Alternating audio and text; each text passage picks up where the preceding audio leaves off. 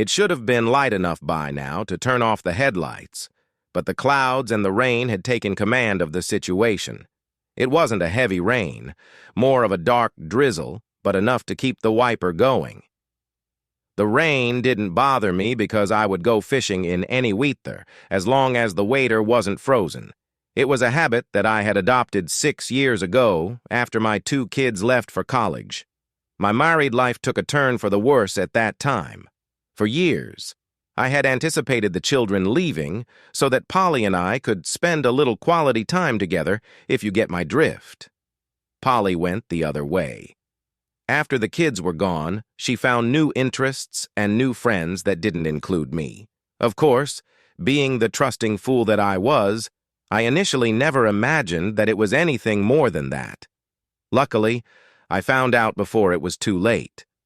"Clifford, Clifford, wake up, we are almost there." Clifford Green, my passenger and fishing companion for the day, let out a loud groan as he raised his head from the side of the truck window.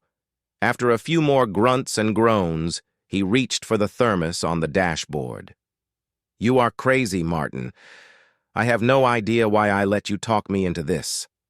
I only get 2 Saturdays off a month, and you had to insist that I go fishing with you today. Why today? You know that I hate fishing." I was smiling to myself as I watched Clifford spill more coffee on his lap than he got into the cup.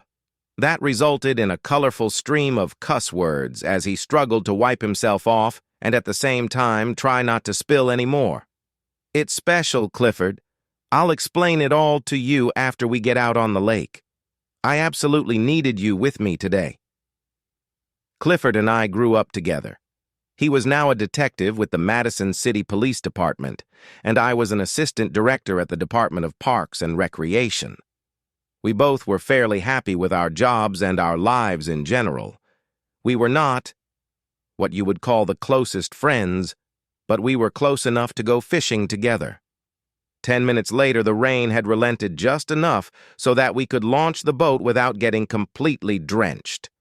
Clifford was still cussing and groaning as we pulled away from the ramp and headed for fishing waters. As to be expected, we had the lake all to ourselves.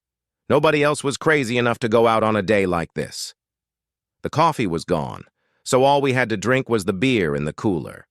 Clifford looked in the cooler and then changed his mind. Although it wasn't actually raining, it was damp and miserable. Not really beer weather. I just brought some night crawlers and a little bit of mush along. No minnows today. After drifting into a quiet little cove, we both baited up and dropped in a couple of lines. Clifford got as comfortable as possible under the circumstances and stared me straight in the eye. He didn't have to say anything. I knew what he wanted. "Clifford, I brought you along today because I need to get an alibi fish." That got his attention.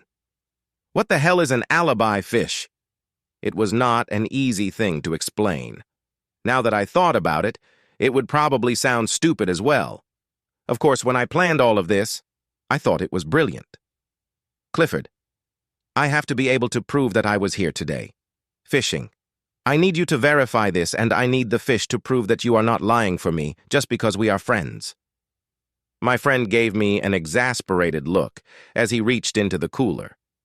I didn't think he was going after the beer to cool off, but rather to be able to wrap his head around my ridiculous explanation. He gave me a weird look and waved his hand at me, indicated that he wanted to hear more, as he twisted off the cap. I didn't respond.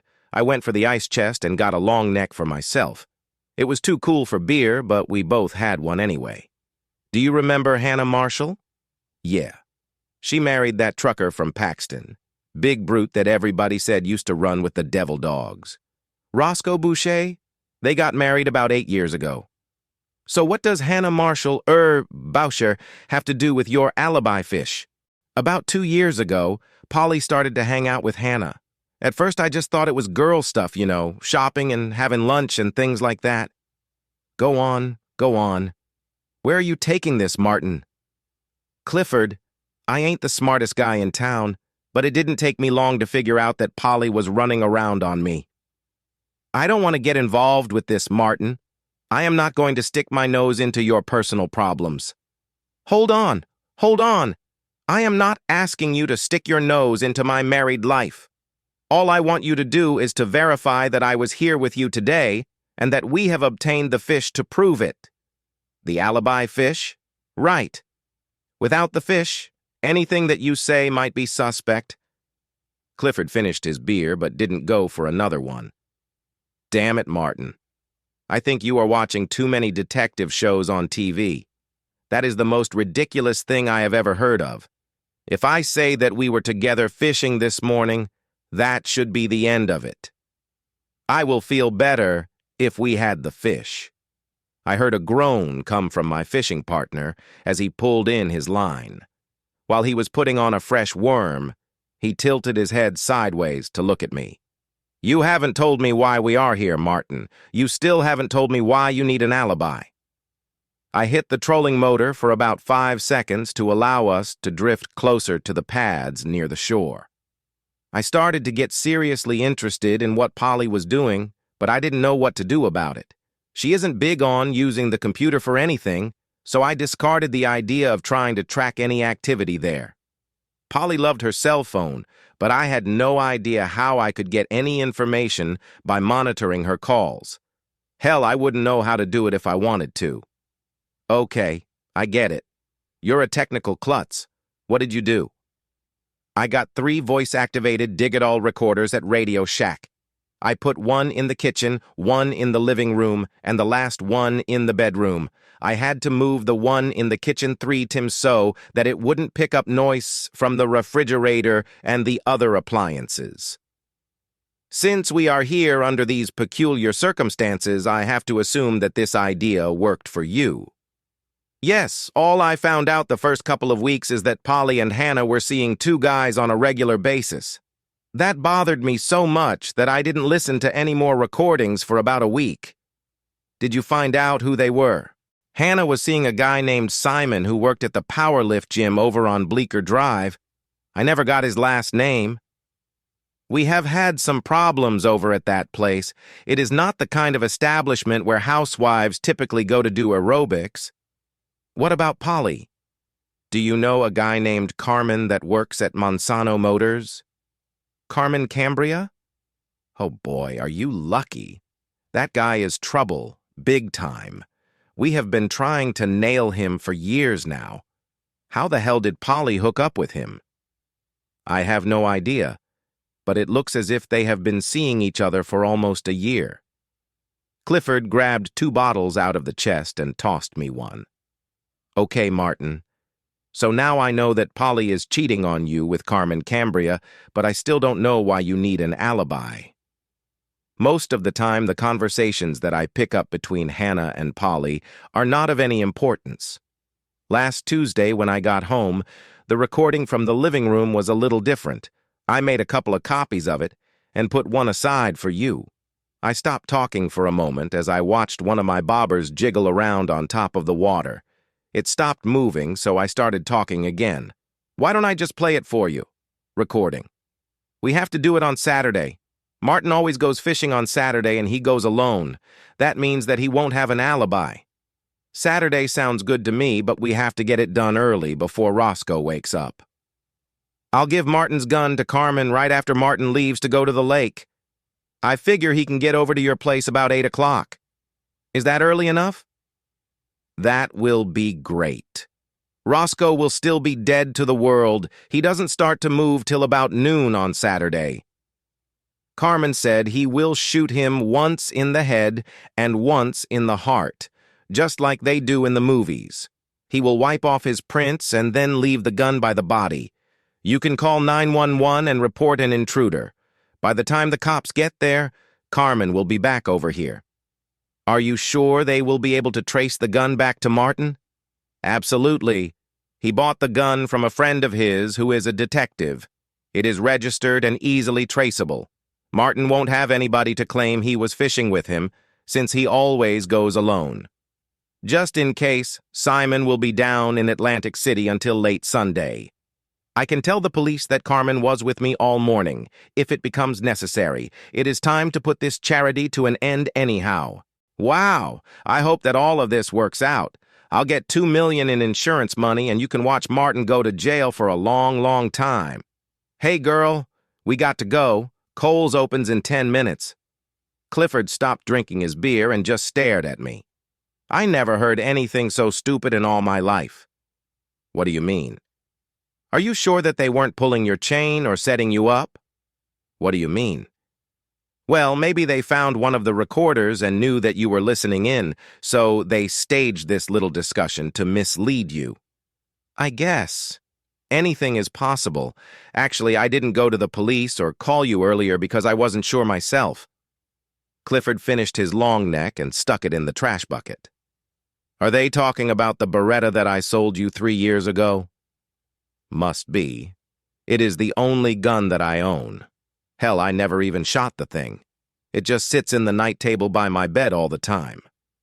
Martin, if this is for real, it will get nasty. How so? You do realize that if you knew that murder was going to be committed and did nothing to stop it, you could be considered an accessory. Who was I going to tell? Who would have believed me? I played the tape for you and you don't even believe it. And you are my friend. So you did nothing? No. Last night after Polly was asleep, I took the Beretta out to the garage and disabled it. Disabled it? Yeah. I fixed it so that it wouldn't fire. My fishing partner left out a long sigh. Well, that's a relief. I feel a lot better about the situation now. Good move, Martin. We still hadn't caught a fish. Clifford pulled in one line and took off the bobber. I watched as he fastened a lead sinker on the bottom and put a mush ball on the hook. He flipped it into the channel and fed out line until it hit bottom. 2 minutes later, he pulled a foot-long sucker into the boat. Okay, good buddy, we got your alibi fish. Let's get the hell out of here. I have a feeling that I am going to get a phone call very shortly if your recording wasn't a sham. We were driving for about 20 minutes when Clifford started verbally pounding on me again. Martin, I can't believe that you let this thing get so convoluted. It sounds like some sort of weird urban legend tale that you would read on the internet. Nothing makes sense. Ah, come on. It's not that unbelievable, is it? It could happen. I don't think so. It is the worst planned crime of the century. Nobody would be stupid enough to try something like that. I can't believe you fell for it. Okay, Mr. Know-It-All? If the conversation was a setup, what were they trying to get me to do? Did they want me to call the police? Did they want me to warn Roscoe? Did they want me to confront Carmen? Hell, maybe Polly just wanted me to leave and file for divorce. Why would they set something like that up? I don't know. I just can't believe any of it. Why would they leave a gun that was wiped clean of fingerprints if they were trying to frame somebody? What about GSR and DNA? This is not the 20th century. We have technology now to clarify all of this evidence. Ha! Now who is watching too much TV? Before they can get all of that stuff straightened out, I will be rotting away in a jail cell. Clifford was just starting to crack a smile when his cell phone rang or whatever they do. Detective Green, what's up? As Clifford listened to the phone call, I noticed he silently voiced the words, "Oh shit." Okay, give me the exact address, but it will probably take me 10 minutes or so to get there. Keep everybody at the house and don't move anything unless it is absolutely necessary. Clifford turned the phone off and leaned back in his chair. I take it that you know the way to Roscoe and Hannah's place? 5 minutes later, he looked over at me. Stop smiling. You smart-assed. It's not funny. I was still grinning when we pulled up at the house. Clifford quickly stopped the EMT guys while they were wheeling a gurney out to the van. As he looked over the occupant, he shook his head in disbelief. An officer in plain clothing approached him, and they were soon in a deep conversation, with lots of arm-waving and indistinguishable shouting. There were at least 4 black and white units on the street with their lights flashing. Clifford waved me over as they started walking towards the house. Detective Wallace, this is Martin Connor, Martin Don Wallace. As I shook his hand, he casually commented, Oh, you are the guy who owns the gun? It was a comment sort of posed as a question. Clifford stopped and turned to him. Wallace, who told you that it was Martin's gun? Don Wallace seemed a little uncomfortable at the question. It was Mrs. Boucher.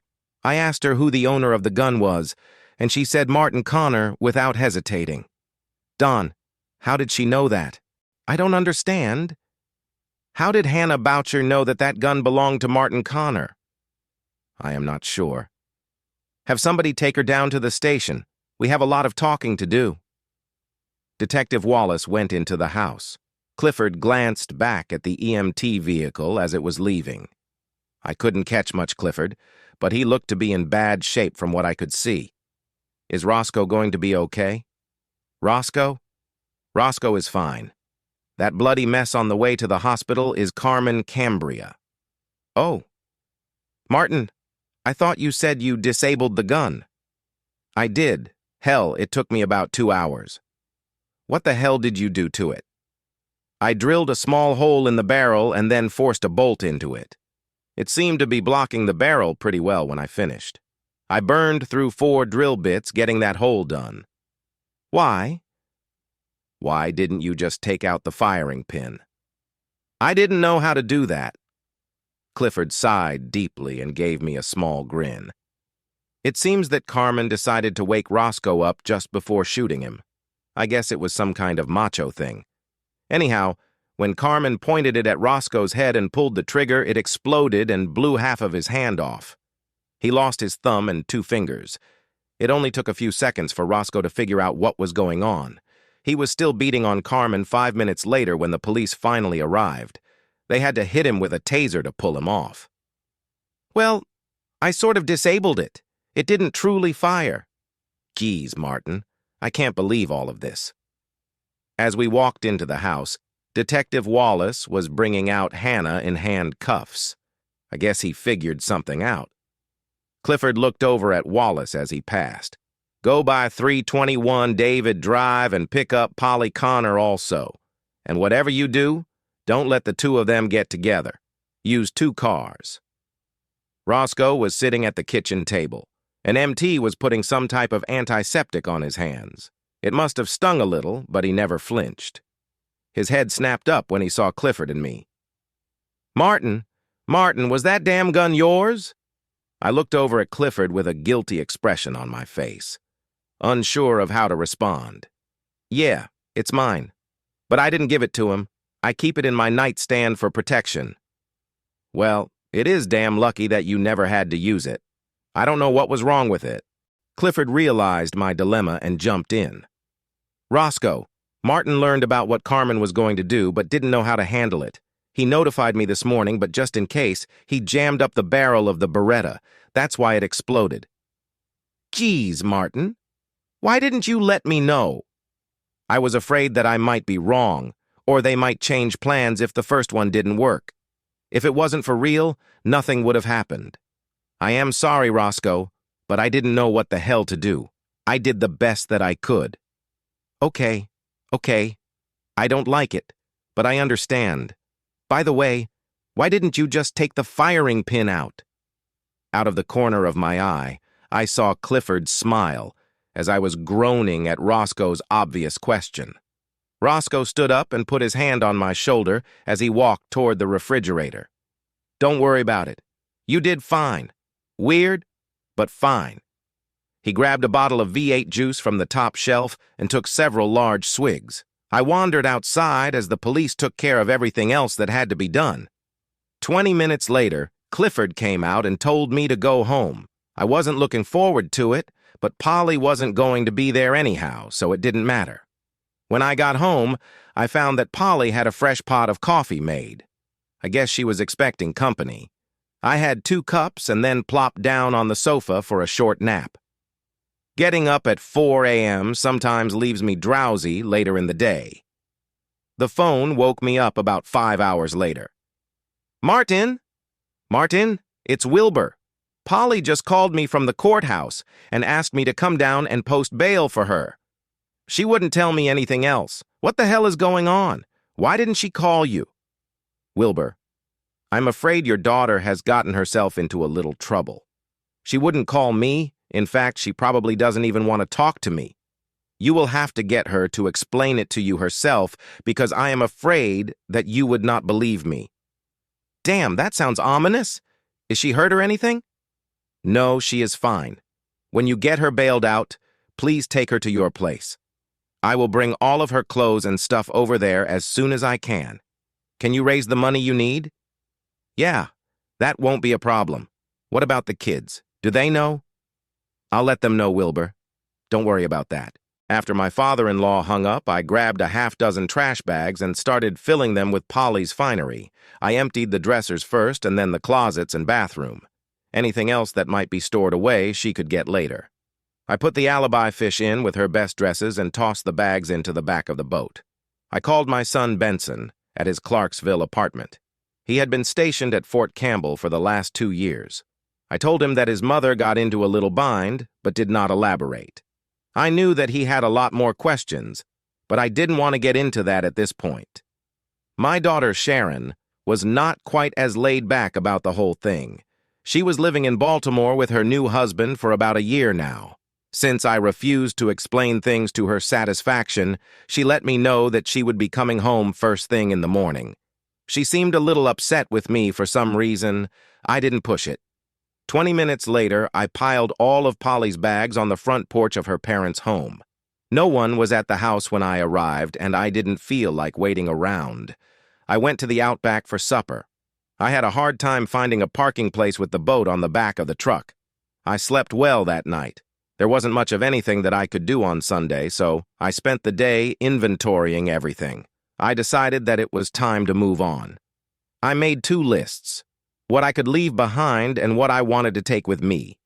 It was pretty easy. I decided to take all of the money that I could lay my hands on and walk away from everything else. I didn't need the house, and since my needs were simple, I could get some type of job almost anywhere. I didn't see any reason to go for a divorce at this point. I just about had everything finalized when Sharon showed up. My daughter was unusually silent as we walked into the kitchen. She got comfortable as I made a fresh batch of coffee. The perk started and I sat down. "I am sorry about all of this, Dad. You don't have anything to feel sorry about. The first 5 minutes that I was talking to Mom, she was screaming that you tried to kill some guy named Carmen who I had never heard of. I figured out later that he was her boyfriend. I had no idea that she was cheating on you. For over a year now. When I asked her why she was in jail and you were not, she went ballistics on me. While Grandmom was calming her down, Grandpop took me into the kitchen and explained everything to me. Apparently, he got the complete story at the courthouse from Clifford Green while they were getting her ready for release. Sharon, I am sorry that you got caught up in this mess. I was trying to keep it from you and Benson. This is all stuff that you don't need to know. I poured 2 cups of coffee and got her some cream. Actually, I know all I need to know. I came here to give Mom support, but I don't really feel the urge anymore. I am going back home straight from here. Do you need any help? No, I am all right. But I am afraid that this fiasco will cause me to become a local laughingstock. I am going to go away for a while. I don't know where and I don't know for how long, but I am leaving within the next few days. You are not going to stick around for Mom's trial? No. I have to give a statement tomorrow about what happened, but after that, they say I am free to go. If they need me for anything, they can always find me. I meant, are you staying around to help or support Mom? Are you joking? She tried to kill a man for insurance money and blame it on me so she could be with her lover and send me to jail for a few years. Why would I want to do anything to help her? We talked for 10 more minutes and then Sharon left for Baltimore. The day was about to take an interesting twist. I wasn't that hungry, so I just popped an English muffin into the toaster for supper. I first heard the rumble as I was getting the honey down from the cabinet. Before the toaster had finished its job, the rumble had grown into a loud roar and had really gotten my attention. I glanced out the front door and saw at least 30 motorcycles pulling up to the house. I had no trouble recognizing Roscoe on the lead bike. There was no discussion. He just walked up to me, handed me a dilapidated half-shell, and turned to go back to the Harley. I followed and got mounted behind him. As we drove away, I realized that I hadn't even closed the front door of the house. I was snickering because I realized that I didn't give a damn. At first it was exhilarating, but after an hour I had had enough.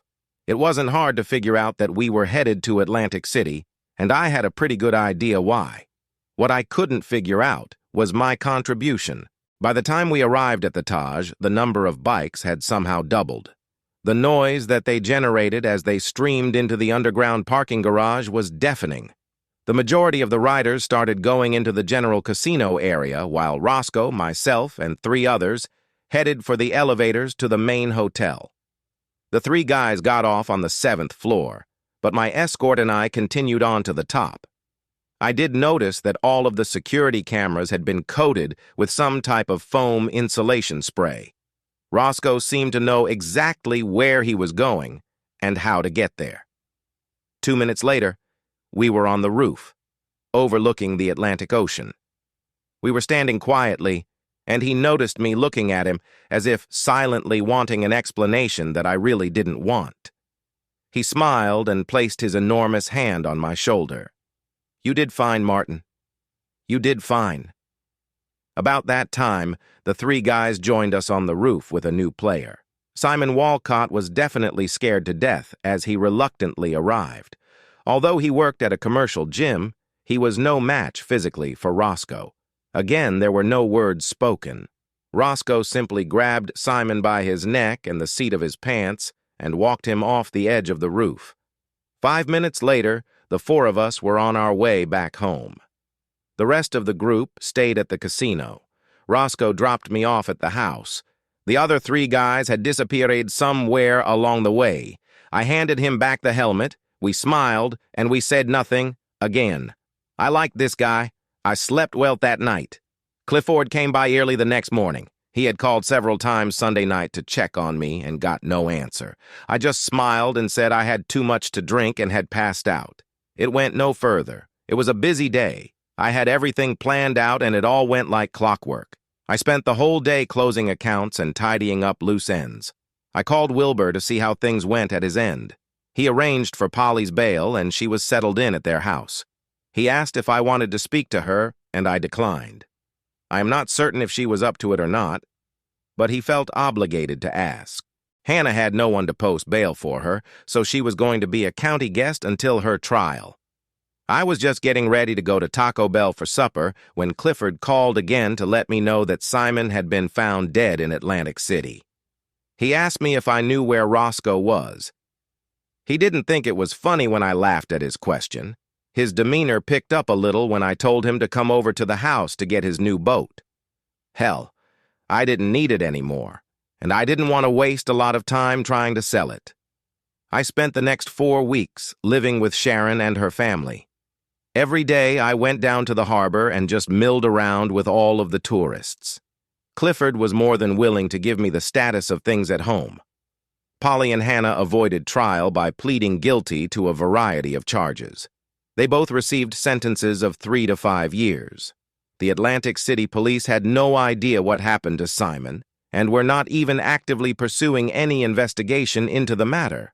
Monsanto Motors mysteriously burned to the ground.